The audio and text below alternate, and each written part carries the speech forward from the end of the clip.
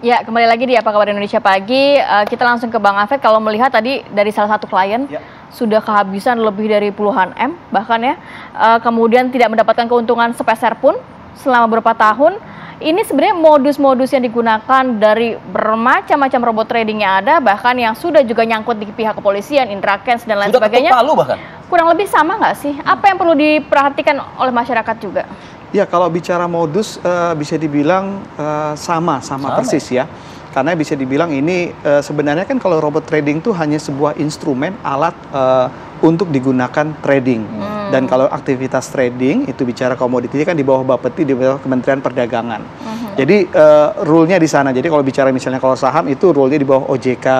Kita bicara masalah obligasi, bicara di OJK, transaksi reksadana semua di OJK. Nah, ini rule-nya di sana. Jadi polanya hampir sama. Ini kan bicaranya adalah produk yang ilegal, di mana dia memakai produk itu, tapi dia sendiri nggak terdaftar di Bapeti, otomatis produknya juga produk ilegal tentunya. Iya dong. Jadi ini memang pure, jadi istilahnya penipuan dengan menggunakan embel-embel tadi robot trading. ATG ini produknya di? ATG ini dia buat sendiri.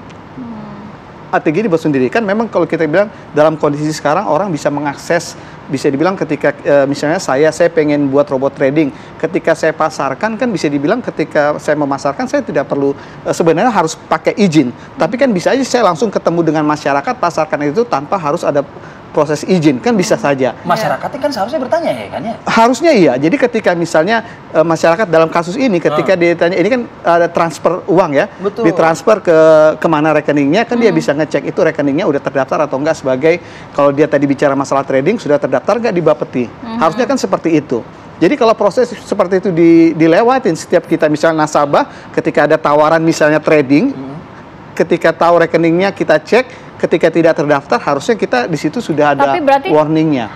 Hampir semua robot trading ini ilegal atau bagaimana?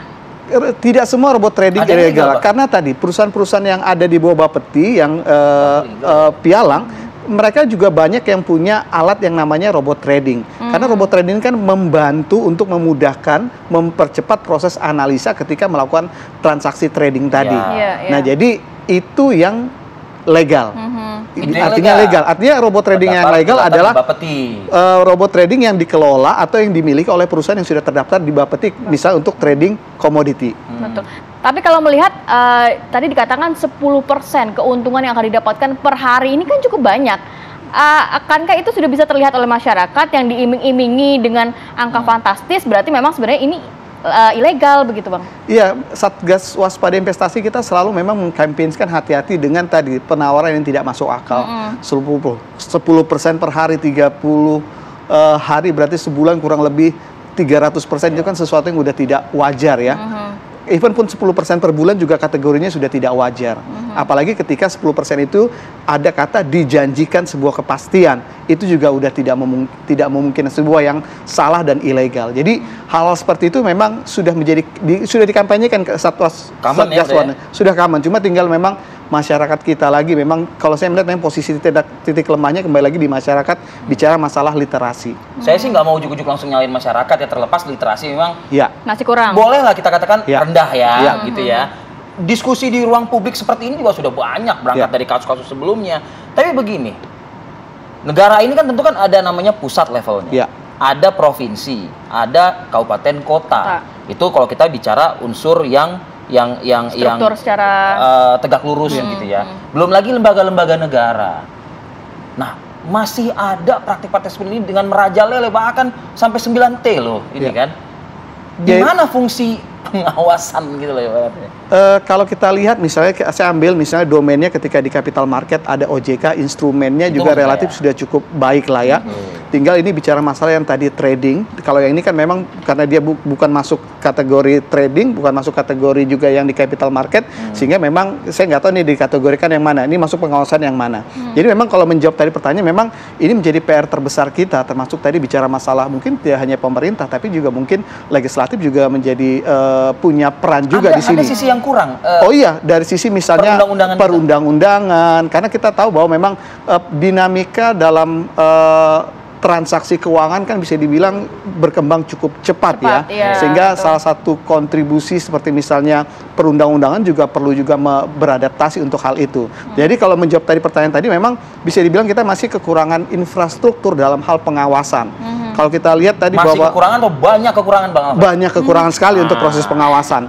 Yang kedua tadi, kenapa saya bilang literasi memang tidak salahnya dari masyarakat, karena pemerintah atau juga regulator yang membidangin ini atau misalnya tindakan investasi masyarakat itu juga punya peran dalam hal literasi.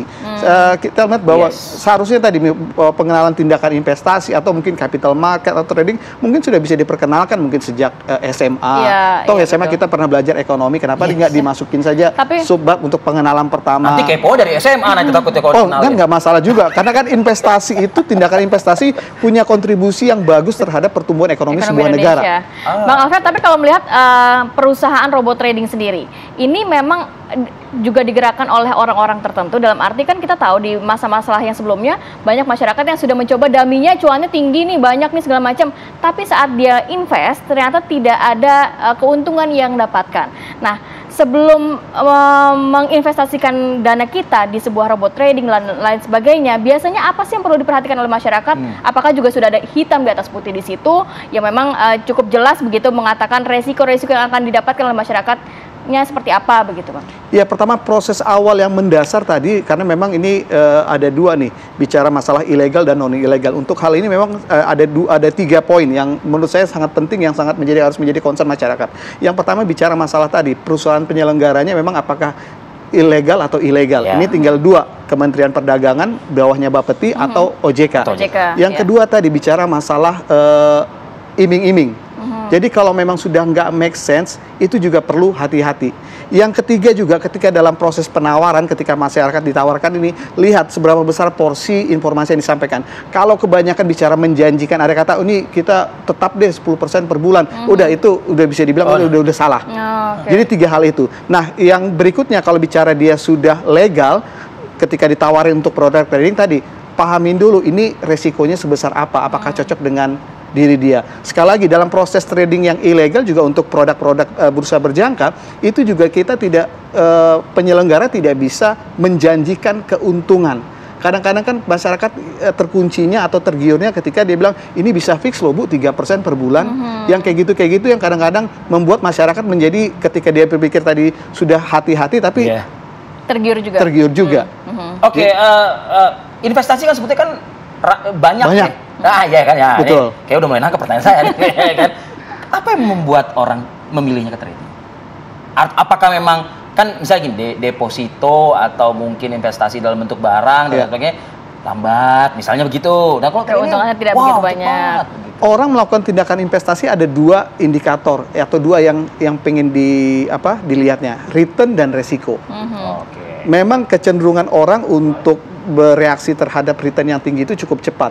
Cuma kadang-kadang kalau misalnya dia investornya rasional, dia akan melihat risikonya bagaimana. Jadi ketika ditawarkan return, selalu dia akan tanya risikonya seperti apa. Nah, kalau untuk yang seperti ini selalu yang ditonjolkan adalah return. Makanya tadi saya katakan bahwa kebanyakan ketika dia mendekati masyarakat, ketika proses marketing itu berjalan, dia nggak cerita resikonya. Dia hanya cerita returnnya.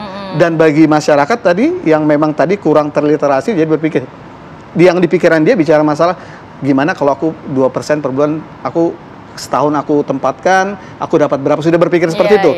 Dia sudah mulai nggak berpikir resikonya seperti apa. Yang dipikirkan adalah keuntungan yang didapatkan. Karena itu juga nggak disampaikan juga oleh si penyelenggara tadi atau bagian marketing. Itu juga sebenarnya dalam peraturan sudah sebuah kesalahan ketika dia tidak mencapaikan informasi yang tidak sempurna atau tidak imbang. Literasi masyarakat, legislasi dalam bentuk undang-undang juga harus diperjuangkan, pengawasan juga. Beberapa lembaga yang masih belum maksimal optimal, begitu ya? Iya. Baik, terima kasih banyak Bang Alfred sudah memberikan edukasi juga untuk masyarakat. Ini juga harapannya semoga juga menjadi kewaspadaan, kehati-hatian masyarakat untuk berinvestasi. Jangan sampai Anda menjadi salah satu korban di robot trading yang bodong begitu ya. Kalau ada aja 10M saya mungkin nggak mau masukin ke robot trading. Di saya aja. Investasi di saya 10M. Nanti yang di rumah dong. Gimana sih?